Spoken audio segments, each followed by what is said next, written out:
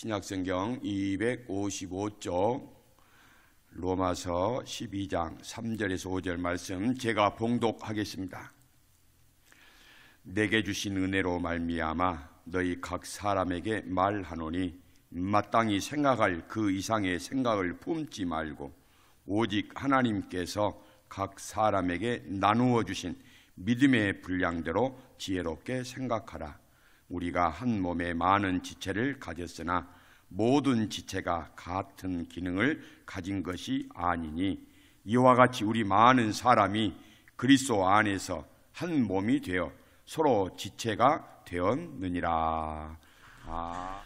우리 모두가 평생을 신앙생활 하면서 본받아야 될 분이 누구시다? 예수님이시다. 찬양 감사합니다. 이 시간에는 우리 예천중앙교회 4대 담임 목사로 부임하신 안재우 목사님께서 이제 서로 지체되어 보기 이런 제목으로 말씀을 전하시겠습니다. 평소에 저와 여러분이 예배를 드릴 때 했던 것처럼 우리 안 목사님의 말씀마다 여러분들 아멘으로 화답하시고 또 안 목사님이 재미있게 하시려고 한다 그러면 파한대소를 하시면서 또 응답도 하시고 또 이렇게 표정도 밝게 하셔서 첫 설교가 중요합니다. 여러분들 감사합니다. 그 마음으로 우리 안 목사님 맞아 주시기를 바랍니다. 안 목사님 나오실 때 귀한 말씀 전해 주시겠습니다.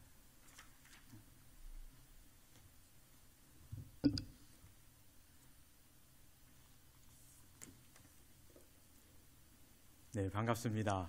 방금 예본 중창단이지요. 그게 오늘 찬양 불렀던 그 예수님의 마음을 본받는 그 찬양 그대로만 맞는 거죠. 네, 하여튼 감사드립니다. 네, 이번에 4대 담임 목사로 부임하게 된 안재우 목사라고 합니다. 한 달 전에 수요 예배 때 여기 와서 여러분들과 말씀을 함께 나누고 딱 한 달 만에 다시 이제 담임 목사가 청빙되어서 여러분 앞에 서게 되었는데요. 오늘 말씀 가지고 함께 은혜의 시간 되기를 주님의 이름으로 축원합니다. 여러분 살면서 이렇게 인생을 살아가면서 어딘가 몸이 아파서 병원에 가본 적이 있으시죠? 분명히 목이 아파서 갔는데 고생하는 것은 목뿐만이 아니라 내 엉덩이가 고생하는 것을 우리가 느낄 수 있습니다.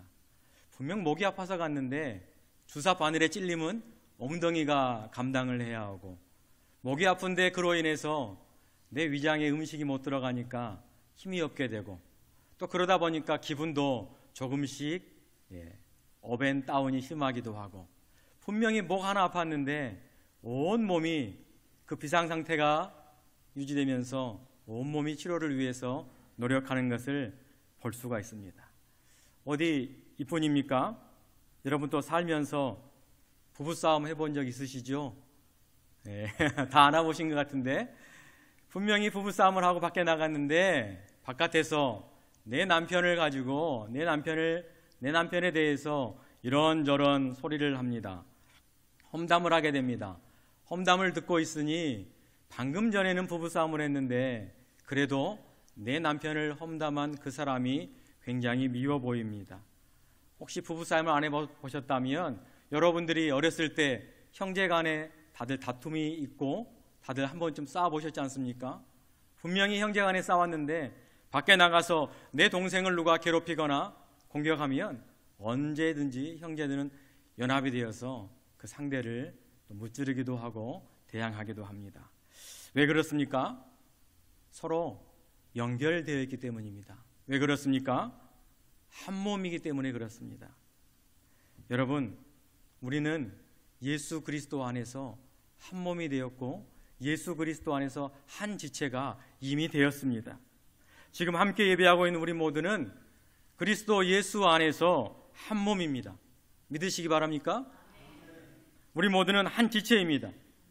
하나님께서는 오늘 성경 말씀을 통해서 사도 바울을 통해 분명하게 말씀하고 계십니다. 우리는 그리스도 안에서 이미 한 몸이라고 말입니다. 우리가 성경을 쭉 읽어보다 보면은 성경에는 교회를 나타내는 여러 가지의 표상들이 있습니다. 교회를 때로는 하나님의 성전으로, 또 때로는 하나님의 집으로, 새로운 예루살렘으로, 그리고 그리스도의 신부로 교회를 이야기하고, 오늘 본문에 이야기하는 것처럼 마지막으로 그리스도의 몸으로 교회를 이야기하고 있습니다. 오늘날 한국 사회는 지난 우리가 코로나를 잘 겪어오긴 했지만, 코로나 시국을 몇 년간 지나오면서 교회 공동체가 이 사회의 세간에 아주 주목을 받게 되었습니다. 오늘의 탄핵 시국 가운데서도 여러분 어떻습니까? 자주 등장하는 단어 가운데 하나가 교회, 그리고 개신교가 되어버렸습니다. 세상에서 주목이 받아야 될 좋은 일들이 많은데, 오늘날의 시국에 있어서 교회가 주목을 받고 있고 개신교가 주목을 받고 있는 데 이유가 그닥 기분이 좋지는 않은 것 같습니다. 이러한 현실 가운데 세상이 우리들에게, 오늘 또 예배하고 주님의 몸된 지체된 우리들에게 질문을 던져오는 것만 같습니다. 교회란 무엇인가? 이 질문에 우리는 답을 해야 합니다. 세상이 우리에게 질문해 오고 있습니다. 교회는 도대체 어떠한 곳인가? 교회란 무엇인가? 그런데 세상은 그 답을 우리가 외치는 소리, 우리가 외치는 목소리에 관심이 있지 않고 잘 알아듣지 못하는 것 같습니다. 자꾸 직접 교회가 무엇인지 우리를 향해 보여달라고만 하는 것 같습니다. 그래야 세상이 교회가 무엇인지 알아듣겠다라고 아우성을 하고 있는 것 같습니다. 예수님 당시에도 똑같은 상황이었습니다. 교회 공동체가, 예수님을 따르는 공동체가 무엇인지 보여주어야만 믿었습니다. 그래서 우리 하나님은 직접 우리에게 무엇을 보여주셨습니까? 십자가 위에 달리신 예수 그리스도를 우리에게 보여주셨습니다. 그것만으로도 부족했는지 우리 하나님께서는 부활의 사건을 통하여 사망을 이기셨다는 것을 우리에게 또 보여주셨습니다. 보여주었더니 어떻게 되었습니까? 믿는 자가 늘어났습니다. 보여주었더니 복음이 확장되었습니다. 그 결과 이러한 사실이 복음이 되어서 2000년의 역사 가운데 오늘날 우리까지 이르게 된 것입니다. 이제 우리도 세상이 교회가 무엇인가, 교회는 어떠한 곳인가 라고 질문해 오는 세상에게 교회는 이렇습니다 라고 보여주어야 할 때가 된 것 같습니다. 오늘날처럼 무언가 봐야지만 믿는 세대가 또 어디 있겠습니까? 그런데 참으로 안타깝게도 교회를 정의하는데 이렇게 교회를 정의합니다. 그리스도를 주로 고백하고 따르는 신자들의 모임, 신자들의 모임이라고 합니다. 교회는 같은 신앙을 가진 사람들이 모여서 이루어진 하나의 몸, 공동체로서 그리스도의 몸을 상징합니다 라고 합니다. 이게 교회라고 하는데요, 신자들의 모임, 그리스도의 몸, 이것들을 어떻게 세상 사람들에게 보여줄 수 있을까? 참 어렵습니다. 어떻게 우리의 모임을 보여주고 그리스도의 몸을 우리가 보여줄 수 있겠습니까? 우리는 종종, 여러분 TV도 보시지요? 예능 프로 보면 이러한 프로그램들이 있습니다. 연예인들이 나와서 팀을 나눠서 온몸으로 말해요 라는 게임을 할 때가 있는데요, 팀의 한 대표자가 나와서 말은 하지 않은 채 온몸에 제스처를 취하면서 그 제시어 한 단어를 표현을 합니다. 그러면 상대방 우리 팀원들이 그 특징을 보고 그 캐릭터를 보고 제시어가 무엇인지를 맞추는 그러한 게임입니다. 모두가 다 공감하는 특징을 잘 잡아서 표현을 하면 금세 단어를 맞히는데, 그렇지 아니하고 자기만의 생각을 가지고 이렇게 저렇게 표현하면 답을 맞히지 못하여서 조금 웃음을 자아내는 포인트가 되기도 합니다. 그런데 마지막 그 제시어가 무엇인지 다 공개를 하고 난 다음에는 모두가 다 그래서 저렇게 표현하였구나 라고 하면서 공감을 하기도 합니다. 이렇듯이 우리는 교회의 모습을 세상 가운데 말 없이, 말보다는 우리의 행위로, 우리의 행동으로 보여주어야 할 때가 오늘날의 시대가 아닌가 생각을 해봅니다. 오늘 사도 바울은 로마서 우리가 읽었던 12장 본문에서 우리가 보여야 할 교회의 모습들을 몸에 비유하여서 설명을 하면서 우리에게 가장 먼저 서로 지체된 인식을 가지고 살아가거라 라고 권면을 하고 있습니다.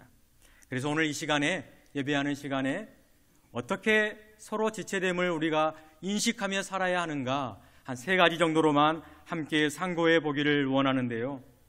첫째로는 몸에 지체된 우리는 생각을 먼저 바꿔야 합니다. 오늘 본문 3절에 보면 서로 서론격으로 권면을 우리에게 사도 바울이 하고 있습니다. 한 번은 부정문을 사용했고 또 한 번은 긍정문을 사용해서 아주 강하게 우리에게 이렇게 권면하고 있습니다. 먼저 하지 말 것은, 우리가 하지 말아야 할 것, 자신을 너무 높이 평가하지 말라라고 합니다. 조금 쉬운 말로 표현하면 너 자신을 먼저 알라라고 권면을 하고 있습니다. 이 말은 1차적인 의미로 성도된 우리들이 하나님 앞에서 교만하지 않기를 바라는 바울의 권면의 이야기입니다. 그런데 오늘 본문에서 우리가 겸손해야 하고 마땅히 우리 자신을 높이 평가하지 않아야 하는데 이렇게 본문에 기록하고 있습니다. 마땅히 생각할 그 이상의 생각을 품지 말라라고 이야기하고 있습니다. 우리는 하나님 앞에서 모두가 다 동일하게 죄인입니다. 우리가 다 똑같은 죄인이라는 사실입니다. 똑같다라는 말 가운데, 모두가 다 죄인이라는 말 가운데 이 2가지의 단어를 합해보면 우리는 모두가 다 공범입니다. 공범. 서로가 죄인됨의 공범의식이 우리 가운데 스며들어야 하고, 그래야만 우리가 교회 안에서 서로가 교만해지지 않습니다. 직분이 우리의 죄의 형량을 감형해 주지는 못합니다. 목회자도 죄인 가운데 한 사람이고 성도들도 모두 죄인들입니다. 그래서 우리는 모두가 다 하나님 앞에서는 모두가 다 똑같은 죄인입니다. 그렇기 때문에 우리에게 절대적으로 필요한 분이 누구이십니까? 바로 예수 그리스도의 대속이 우리에게 필요하고 그 사실이 우리에게 복음이 된 줄 믿습니다. 오늘은 사순절 첫 번째 주일이기도 합니다. 한 주간을 시작함에 있어서 우리 여천 중앙교회 우리 공동체가 기억해야 할 한 가지가 있다면 바로 우리 모두는 하나님 앞에서 모두가 다 공범이라는 사실입니다. 그래야만 지체된 우리가 서로 교만해지지 않습니다. 이제 사도 바울은 해야 할 일을 당부하고 방금 하지 말아야 할 일을 당부하면서 이제 해야 할 일을 당부하고 있는데요. 2번째로는 지혜롭게 생각하라 라고 하고 있습니다. 이 지혜롭게 생각하라, 문자적으로 우리가 그대로 해석해 보면 지각 있게 생각하고 침착하게 생각하고 바르게 생각하게 되면 된다라고 보여지는데, 본문을 다시 한번 잘 3절을 살펴보면 본문 안에 믿음의 분량대로라는 단어가 있습니다. 믿음의 분량대로 생각하는 것이 바로 지혜롭게 생각하는 것이다 라고 바울은 이야기하고 있는데, 오늘 바울이 강조하고 있는 점은 지혜롭게 생각하다 뒤에가 있는 것이 아니라 그 앞부분, 바로 믿음의 분량이 있습니다 라는 단어가 바로 바울이 강조하고 있습니다. 또 믿음의 분량이라고 하니까 우리가 믿음에는 차등이 있구나, 내가 가지는 믿음은 조금 작은 믿음이고 저 장로님이 가진 믿음은 조금 더 많은 믿음인가? 라고 할 수가 있는데, 오늘 본문에 바울이 이야기하고 있는 그 믿음의 분량은 그 앞에 하나님이 주시는 믿음의 분량입니다. 그래서 믿음의 분량은 차등이 있는 것이 아니라 여기에 가장 강조점은 믿음도 하나님께서 우리에게 주셨다. 누가 주셨느냐? 주체가 바로 하나님이시다라는 사실입니다. 그래서 주신 분에 대한 감사와 주신 분에 대한 헌신만 있으면 되는 거지, 내 믿음이 작고 내 믿음이 크고 남의 믿음이 커 보이고 그런 게 아니다라는 것입니다.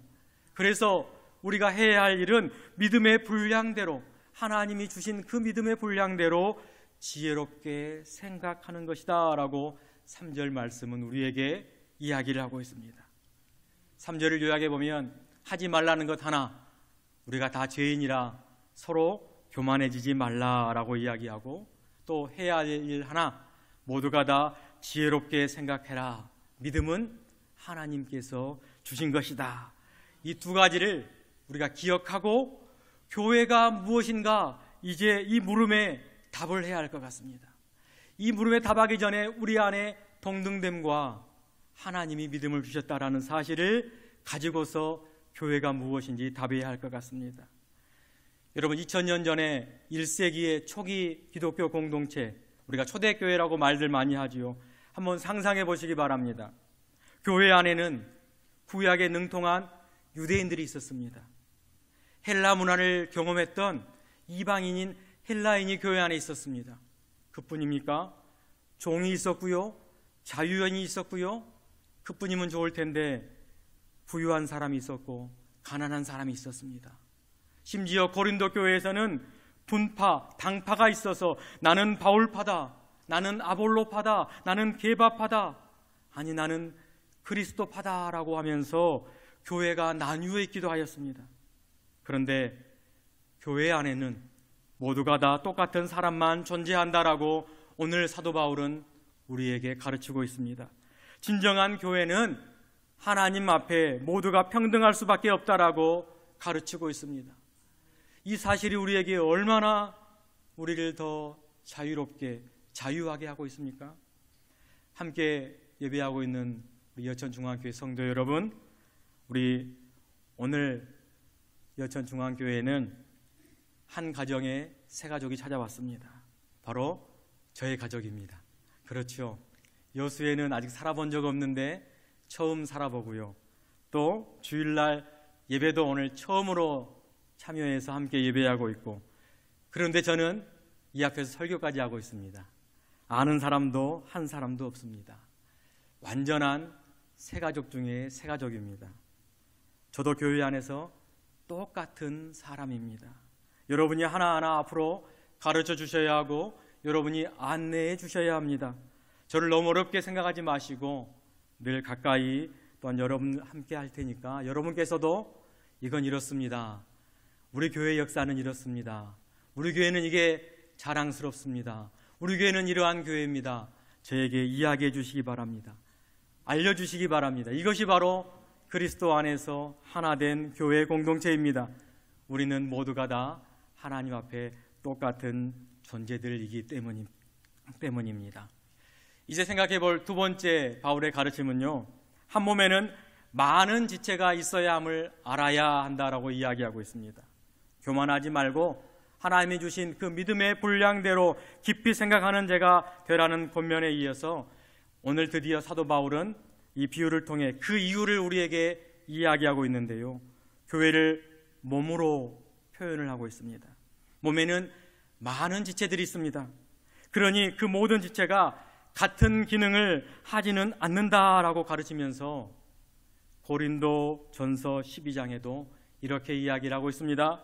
몸은 한 지체뿐만이 아니요 여럿이라 하면서 지체의 기능은 여러 가지가 있지만 한 몸이라라고 자세히 기록을 해놓고 있습니다.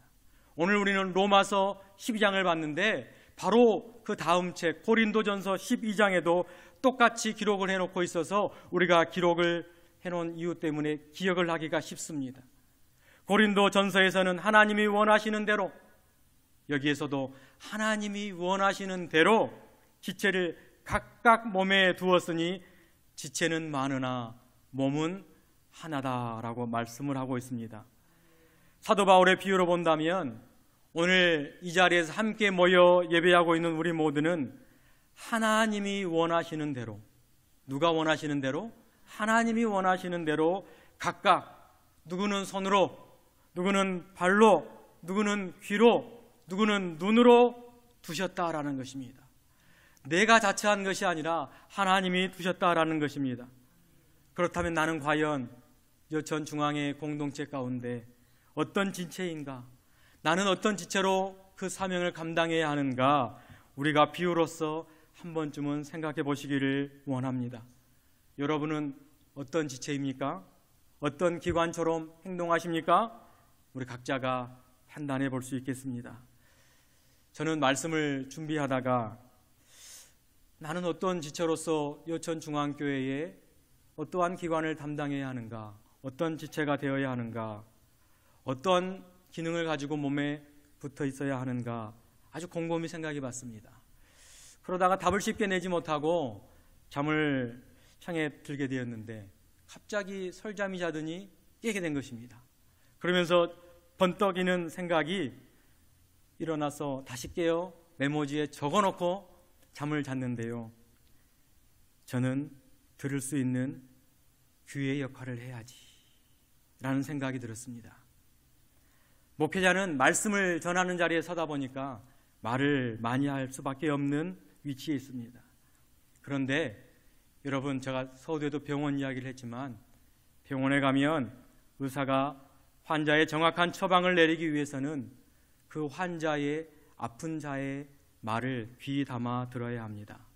자세히 들어야 합니다.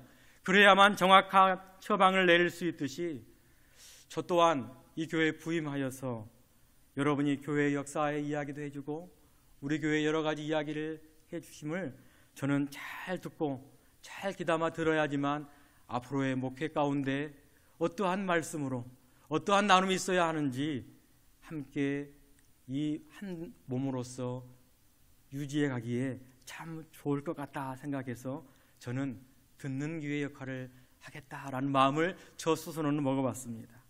새벽마다 기도하면서 하나님의 음성을 듣는 귀로서, 그리고 여러분의 목소리를 듣는 귀로서 역할을 하나님 주신 대로 잘 감당한다면 머리 대신 예수 그리스도께서 판단하실 것이고, 예수 그리스도께서 판단하신 대로 잘 실천할 수 있도록 입도 열어주시고 손, 발도 하나님께서 붙여주실 줄 믿습니다.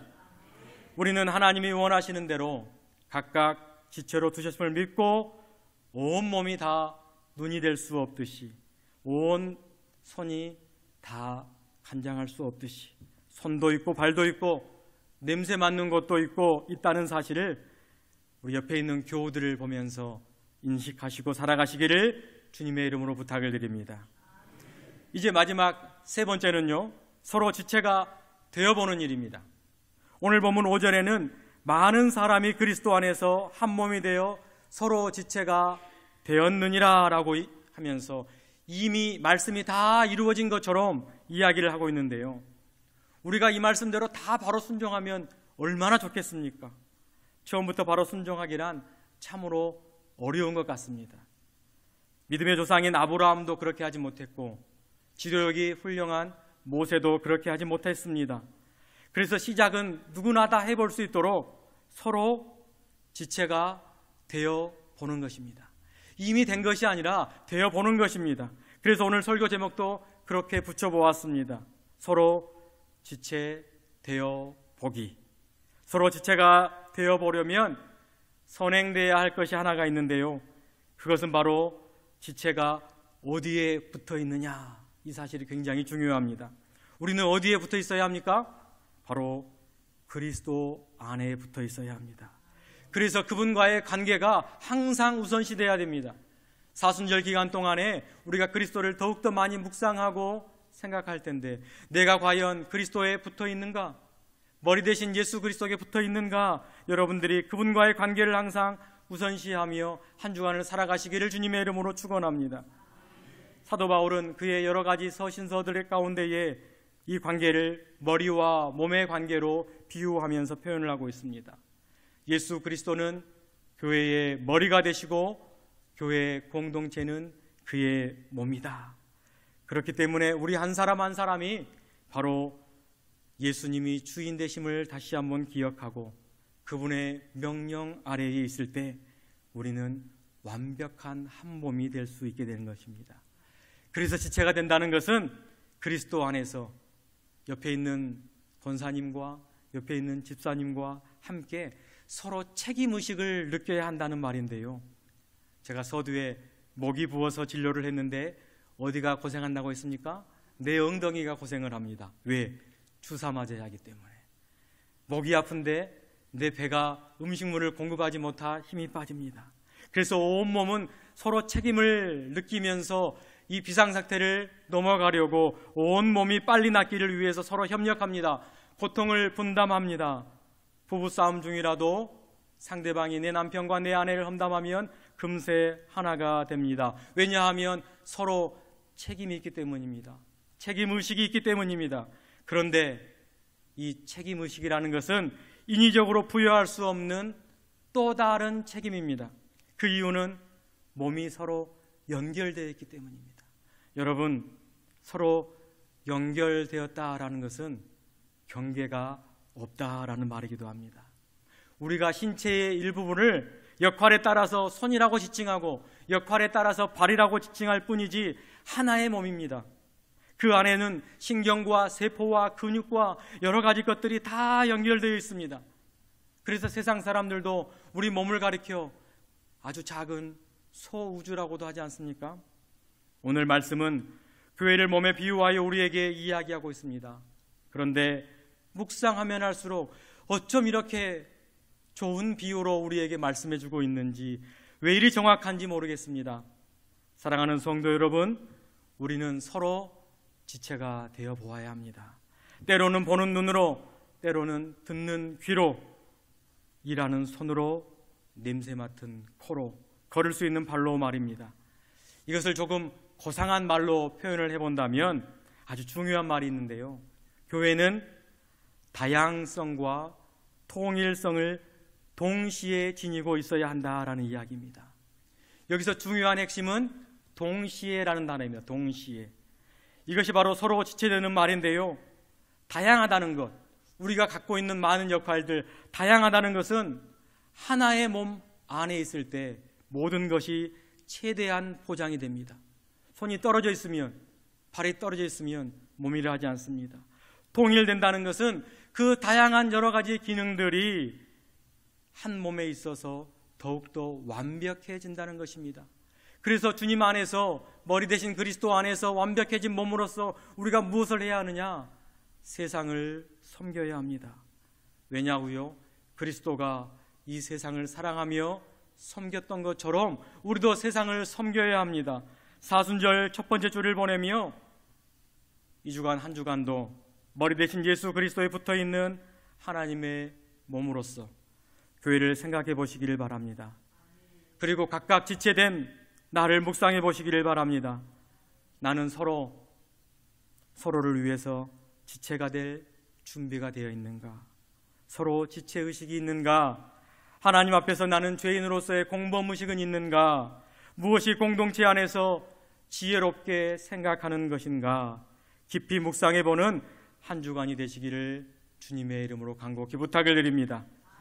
그래야 우리의 모습을 통해 교회가 세상 가운데 몸으로 말할 수 있고, 세상이 우리가 말한 그 우리의 모습을 통하여 교회가 무엇인지 알기 시작할 것입니다.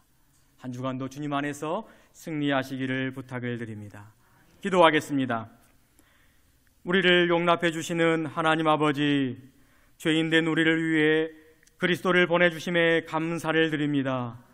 하나님 앞에서 내세울 것 없는 죄인들이지만 십자가의 사랑으로 하나님을 아버지라 부르며 예배하게 하시니 진심으로 감사를 드립니다. 이 시간 간구하오니 여천 중앙의 공동체가 서로 지체가 되기를 원합니다. 서로가 인정하며 서로를 위하며 서로를 품을 수 있는 용기와 지혜를 허락하여 주시옵소서. 한 주간 세상에서 다양하게 살아갈 때에 그리스도에게 붙여있는 한 몸임을 기억하기를 원하오니 우리의 생각과 우리의 태도와 우리의 행실을 지켜 주시옵소서. 이 모든 말씀 우리의 머리 되시는 예수 그리스도의 이름으로 기도합니다. 아멘.